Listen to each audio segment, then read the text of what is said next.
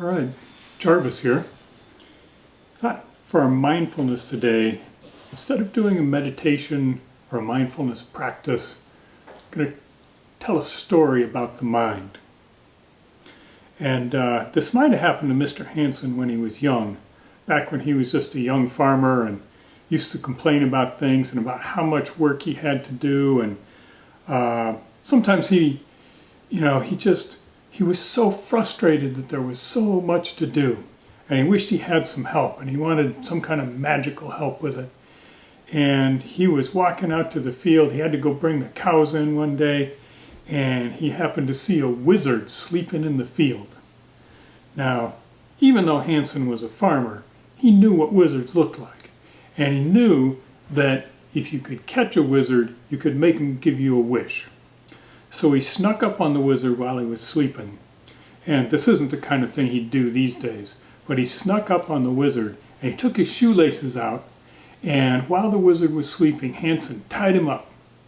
Then when the wizard woke up, he said, "Let me loose. I demand you let me loose. I'll do terrible things to you if you don't let me loose." But Hansen knew that the wizard couldn't do anything while he was tied up. And so he made a deal with the wizard. If I let you loose, you've got to... Now, he'd been thinking about this. He knew the old trick about asking for 3 wishes, and it never worked out. He said, "If I let you loose, you have to conjure up a demon for me that will do anything I tell it to." And the wizard thought for a minute, and he said, "Well, sure, I'll do that. But one thing about wizards is there always gets to be a condition on our wishes. And my condition is that you have to keep the demon busy all the time, or it will start to eat your soul." Hansen thought, "I've got so much to do. I've got cows to milk. I've got fences to fix. I've got goats to fix. I've got dogs to train. I've got crops to plant." He thought of all the things, and that was before he could have any fun. And then there were things he wanted to do for fun. So he said, "Deal." And he let the wizard loose, and the wizard did all kinds of wizardy stuff. He drew circles in the dirt, and he lit candles, and he said things in weird languages, and finally there was a big puff of smoke, and when the puff of smoke cleared, the wizard was gone, but there was a little demon there. Now, as demons go, this one was kind of cute, sort of like the size of a Tasmanian devil, and it did smell bad, and it did drool, and it had a purple eyeball and a yellow eyeball, but that wasn't important.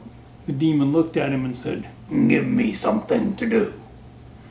Hansen said, "I got something for you to do.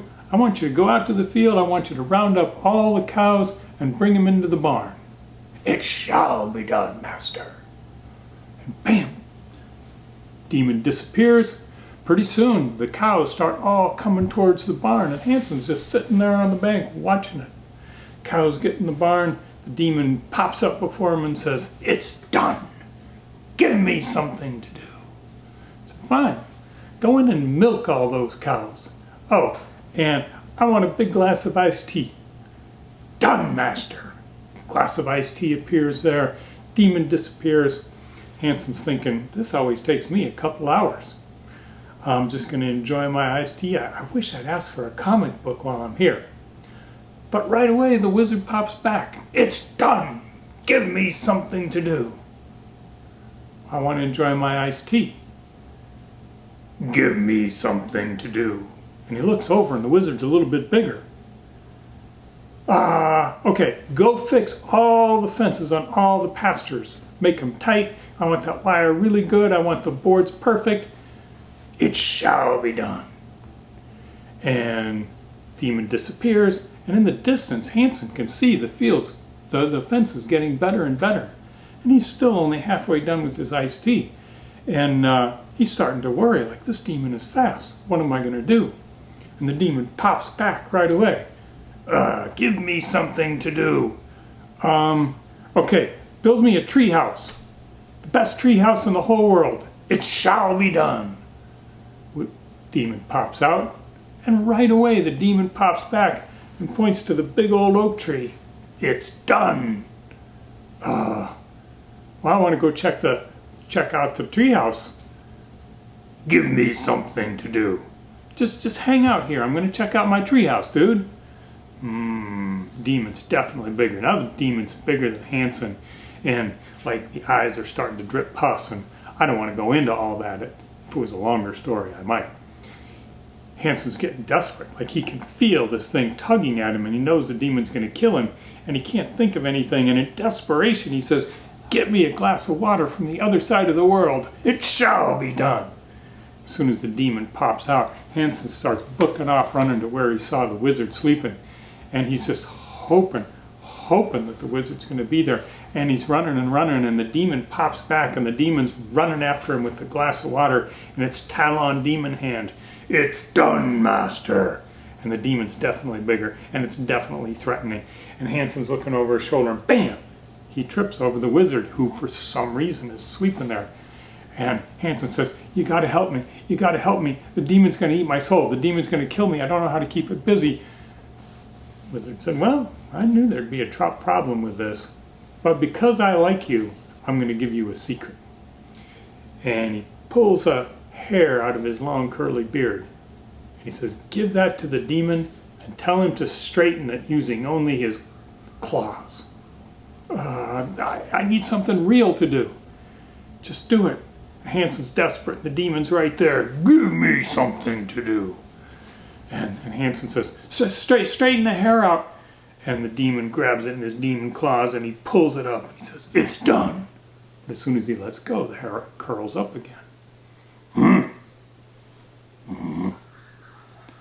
And it turned out the only way the demon could keep the hair straight was by holding on to it all the time. And once that was done, Hansen, he was able to breathe again. And so he thanked the wizard. Well, he would have, except the wizard was gone now. And he grabbed the hair from the demon and he said, "Follow me." And he went back to the barn. He went to the chicken coop, and there was a back part of the chicken coop, and he put the demon in there and says, "Keep that hair straight." "It shall be done, master." And the demon's shrinking down then. So that story comes from India. And of course, in a story, things aren't ever just a demon or just a curly hair. The old teachers from India said that the demon is really your mind. And your mind always needs something to do to keep it busy. And so mindful practices, like say, following your breath or doing a body scan, those are like curly hairs that keep the demon of your mind busy. Because, as you've heard me say before, the mind is a wonderful servant, but a lousy master. Hope you enjoyed.